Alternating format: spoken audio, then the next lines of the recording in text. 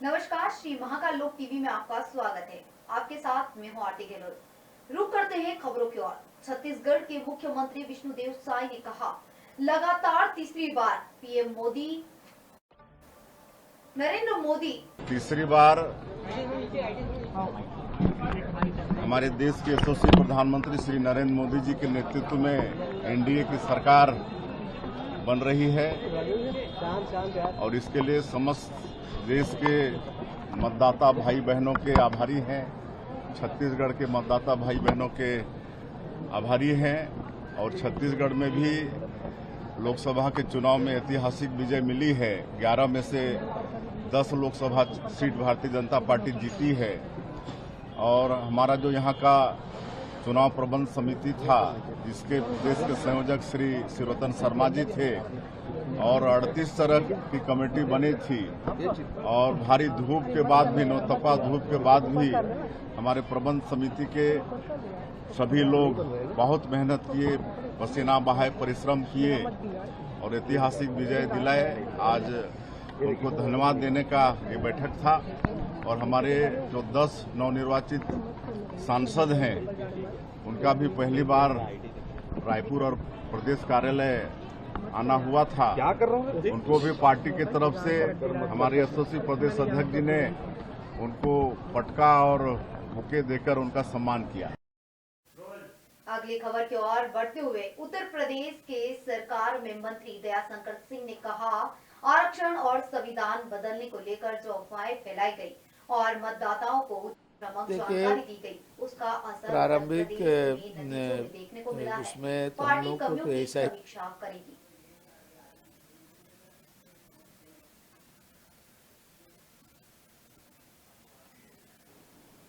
प्रारंभिक उसमें तो हम लोग को तो ऐसा ही लग रहा है कि इन लोगों ने जो संविधान का जो डर दिखाया लोगों में, तो उसका आरक्षण ख़त्म कर देंगे, इस तरह की बातें अफवाहें फैलाई गई।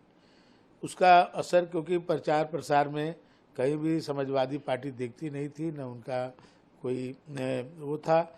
ये केवल लोगों को जो भ्रामक सूचनाएं जो दी गई, उससे मतदाताओं के मस्तिष्क में प्रभाव पड़ा, जिसके कारण ऐसा हुआ है।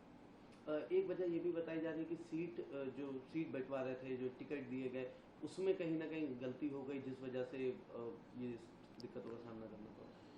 देखिए, जो सीटिंग रहता है उसका थोड़ा वो रहता है, लेकिन वो कोई बड़ा कारण नहीं था। बड़ा कारण तो ये है कि जो आरक्षण और संविधान बदल देंगे और 8,500 किलो 8.5 केजी राशन देंगे, सब झूठी भ्रामक चीज़ों को, क्योंकि उनको सत्ता में आना नहीं था, झूठ बोल करके लोगों को गुमराह किया। यही बात भी कही जा रही है कि अति उत्साह भी एक बड़ा कारण रहा। अब इसकी पार्टी समीक्षा करेगी अपने स्तर पे, जो भी कमियां होंगी उस पर पार्टी की मंथन होगा उस पर। जो देखिए, राजद नेता मृत्युंजय तिवारी ने कहा, इस सरकार में जेडीयू की अहम भूमिका होने जा रही है। नीतीश महात्मा गांधी के विचारों को मानने वाले हैं। जो मुद्दे हैं उस पर जेडीयू क्या करेगी, इसे जनता देखेगी। अग्निवीर बिहार को विशेष राज्य का दर्जा, जातीय जनगणना, यह मुद्दे हैं। जनता देख रही है कि बिहार को क्या मिलेगा और बिहार की जनता का इससे क्या फायदा होगा। देखिए, जेडीयू की महत्वपूर्ण भूमिका इस सरकार में होने जा रही है, तो जेडीयू के ऊपर देश की नज़र है। आदरणीय नीतीश कुमार जी महात्मा गांधी जी के विचारों को मानने वाले हैं। अब सरकार में रह करके वो किस तरह से विवादित जो मुद्दे रहे हैं, जो योजनाएं हैं, उस पर जेडीयू क्या करती है, इसको जनता देखेगी।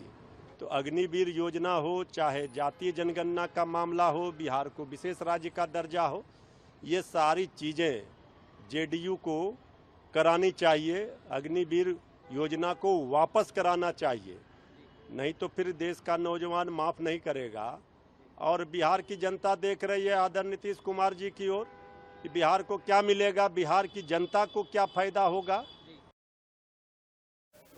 इधर सीमोगा लोकसभा सीट से भाजपा के विजयी उम्मीदवार बी.वाई. राघवेंद्र ने कहा, यह historical decision after independence, after Congress party, our party, our NDA comes third time Modi ji taking the oath, coming another 2 days.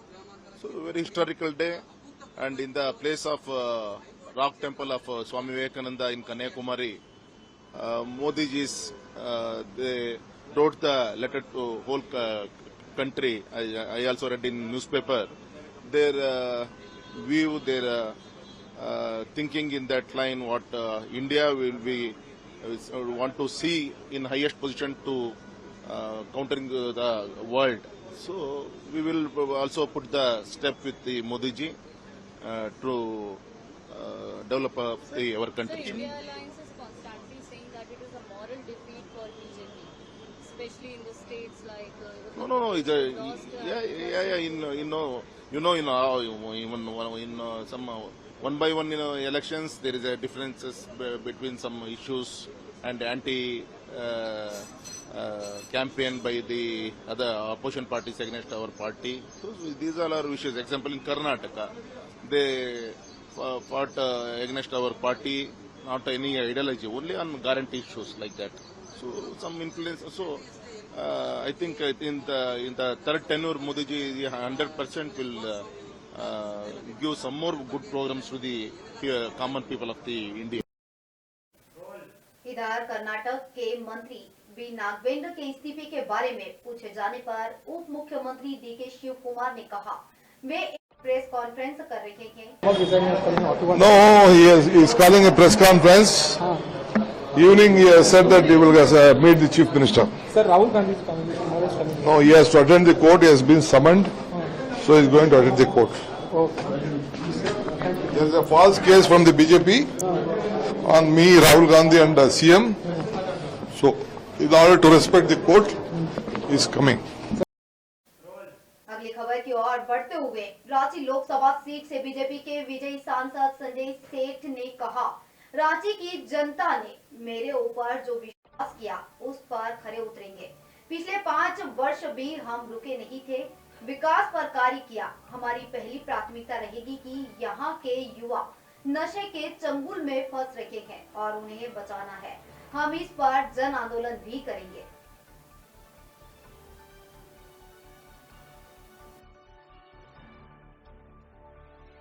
के लिए क्या प्राथमिकताएं अगले 5 वर्ष? देखो, रांची की जनता को तो जो विश्वास मेरे ऊपर जताया है, विश्वास पे खरे उतरेंगे।